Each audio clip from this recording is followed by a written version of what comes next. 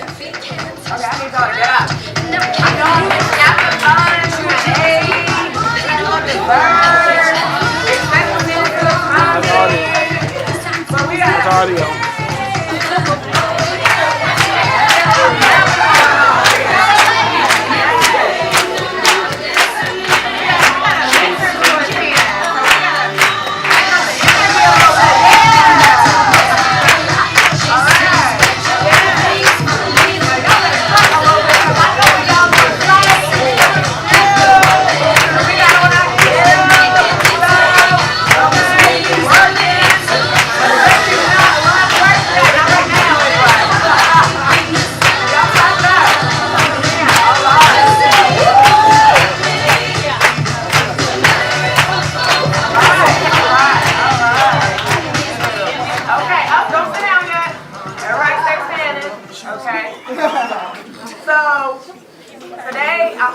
It's already been an amazing day. Have you guys been enjoying these speakers? Yes.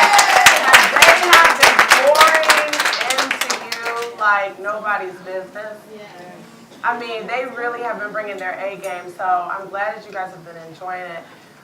So like Candace just said, I want to talk a little bit about building your team, okay? But before I get started, I want you to say this after me. So repeat this after me. I will be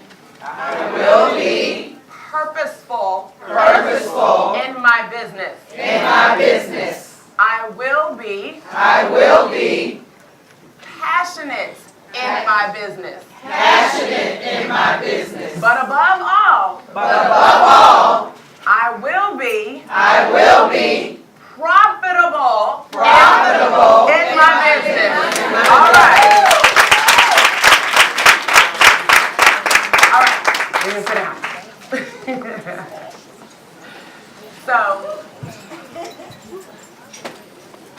one of the ways that profitability takes place is, I mentioned earlier, that really in order to have a sustainable business, you have to know that you cannot do things alone. I firmly believe that any successful planner has to have a team. Not only do you have to have a team, but you have to have the right team for the job. Not just anybody, because we work too hard, we can't settle for just having anyone in our business. We need to have the right people in our business. And building your team is a part of bringing all of that profitability together. It's a part of doing things on purpose, doing things intentionally to make sure that your business can truly thrive. You know, I don't know about you guys, but I can tell you 5 years ago when I started down this road, it was myself, my dear husband, who I would drag out to every event.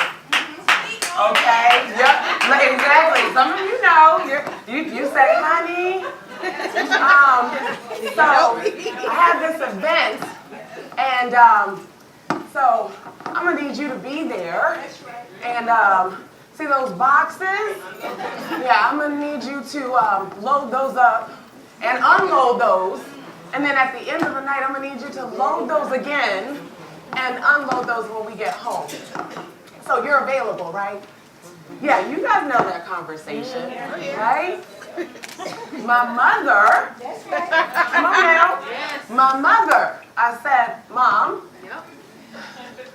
I know you support my dreams, right? So, you know, we have to lay it on thick. I know you support my dreams and you want me to be all that I can be. But in order for me to be that, I need you to come work with me on this event. See, this is a family affair, okay?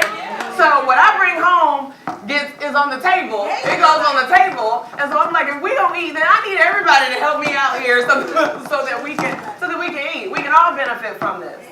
And so they were my team. That's right. That's how I started out. They were my team. But there's only so many times that you can continue to beg and plead and, feed your family. Won't you work for food? Before they're like, okay, we want you to succeed, but at what cost? Because we're getting a little tired. So, at some point you have to start developing a true team outside of just your family members and your friends and, volunteers. Because I think somebody said earlier, if you want everyone to look at your business and respect your business and understand that it is truly a business, then that starts with you. That starts with you treating your business as such. And there are individuals out here who want to work with you, who want to learn from you, who want to be there because they are passionate about this industry as well. But we have to make sure that we're looking in the right places and that we're looking for the right people. So let me grab my handy dandy clicker here, and I'm not going to act like I know how to work this, but we'll see. Okay, here we go. All right. So who am I talking to? I'm talking to you if in your business you are maybe frustrated because you don't have enough time.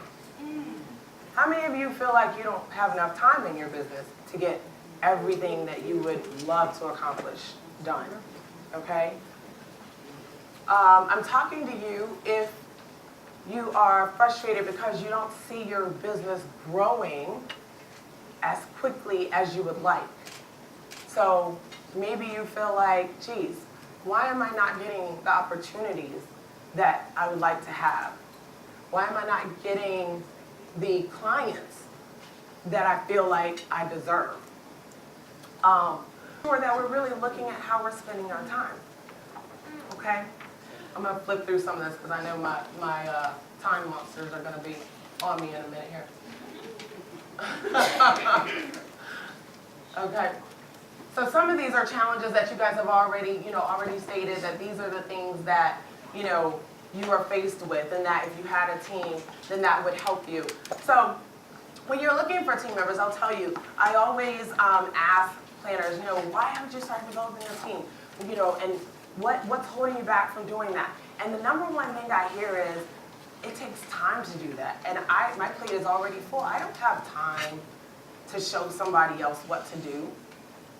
But if you want your business to grow, then do you have the time not to show somebody what to do? How much are you putting at risk by not having people there who can support you and help you do what you do? Because I want you to write this down. 90% of the time, it's not the people, it's the process. Let me say that again. 90% of the time, it's not the people, it's the process. So that intern that you brought on and you said, oh, geez, she can't do anything, right? I gave her a whole assignment to do and she did it all wrong. She didn't follow through. She didn't call the client. She didn't email them correctly. I'm getting rid of her. I could have just did this myself. It wasn't her. I would challenge you and say, did she know what your expectation was of what you wanted her to do?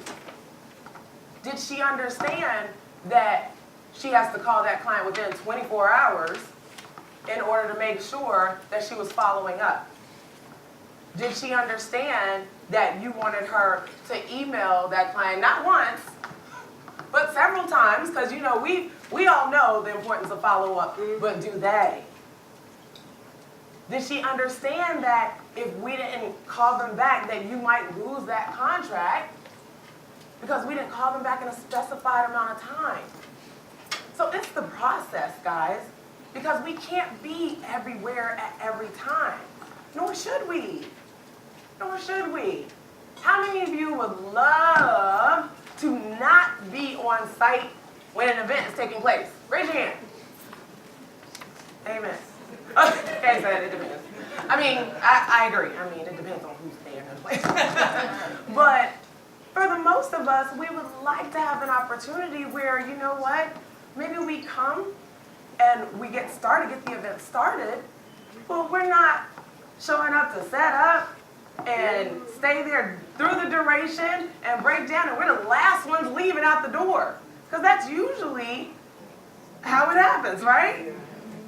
So it's important, for us to understand when we develop processes, then that is how we help our business grow.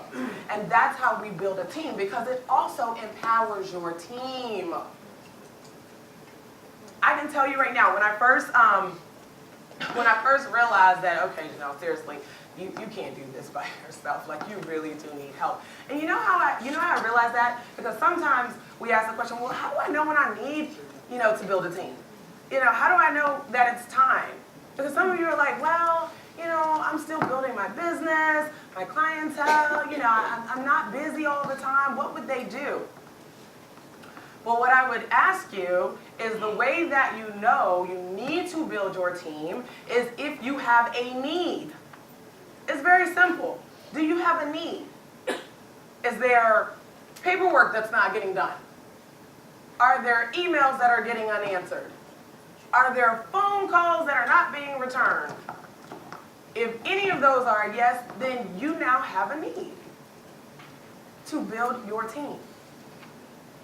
And when I figured that out for myself, because I was like, I'm swamped here. Like, I have zero time. I had zero time for my 2-year-old, and that was the whole reason I went into business for myself. Because I wanted to be home and see him and watch him and see him take those first steps and watch him say, mommy the first time. But I'm like, wait, honey, no, not right now. Mommy's busy. Mommy's got to get this contract out. Mommy's got to answer this call. Mommy's got to talk to this client. Mommy's got to go to this meeting. I'll be back. And before you know it, he's like, this is a signal for mommy. But he's like, that's all I see. Mommy saying bye-bye, So I got into it for that reason. And that's how I started to figure out, I have a need here. I really need to figure out systems and processes to build my team. Now, I'm not going to say that it was easy, because I, like many of you, am, I'm a little bit controlling about what happens in my business. But it really came down to, are you going to keep doing the same thing, or are you going to do something different? And so that made me realize I've got to start developing my team. So, you think about, okay, well, where do I start looking for these individuals? How do I find them? What I would say is, start by looking at your resources around you. How many of you have relationships with colleges and universities in your area? These ladies right here, I'm telling you, they are all up in the universities, and they love them, and they should, because they're looking for, folks to teach and train, students who are interested in event planning. And honestly, that's the best way for them to learn. This is not a job or a career that you can read in a textbook. It doesn't work.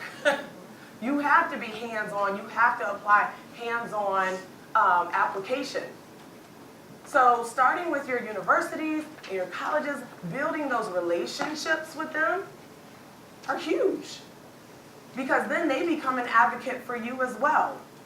When we have interns, some of the colleges, they actually call us. They say, we know that you guys typically hire interns around a certain time frame that aligns with our, school semester or school quarter.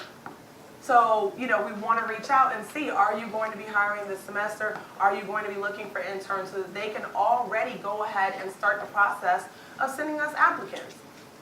So align yourselves with, with the resources that you already have. Look at each other. Yes, we all love to, lead the ship, but we also know how to collaborate. And who better to get the job done than somebody who already knows what to do, right? Now, yes, you want to, make sure that you have defined exactly what the roles are. Make sure that everyone understands coming into it what the expectations are, so that everyone is clear. Okay. So we don't talk contracts. We write them. But you want to be clear about that. But we absolutely are, a great resource to each other. I talked about contractors, and Jody mentioned it earlier as well. Bring someone in to do contracting with you is an awesome way to grow your team. Sometimes they become permanent team members for you. But you want to make sure that you have folks, again, in your resources that you can use. A lot of the ladies that now work with me, and they are contracted. But a lot of them who now work with me, they started off as interns with me. And companies do it all the time.